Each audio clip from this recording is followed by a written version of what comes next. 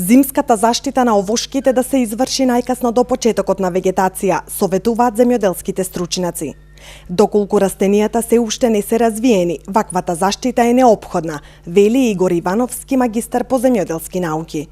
Во случај кога кај растението се отворени цветните пупки, не треба да се врши хемиска заштита и да се употребуваат бакарни фунгициди, за да не дојде до несакани последици.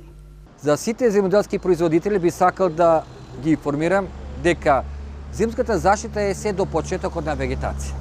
Значи, во колку станува збор за овошки кои што се покасно се развиваат, без разлика дали станува збор за коскесто овошје или пак за јаболчесто овошје, значи каде што се уште нема потерано или пробудено, да се пробудени папките, се уште може да се изврши зимска заштита на самите овошки со употреба на бакарни фунгициди и олеоинсектицидни формулации, а додека во колку веќе има подадени веќе папки, веќе отворени цветни папки или пред се отворени лисни папки, тогаш не треба да се изврши заштита на овошките, особено да се употребуваат бакарните фунгициди, затоа што може да предизвикат горење, фитотоксичност.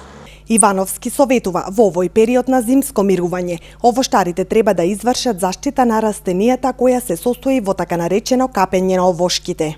Ке ги потсетам производителите дека во ова заштита не се прскат овошките, се капат. Затоа се вика зимско капење. Бугарите викаат сино капење, бањење на овошките.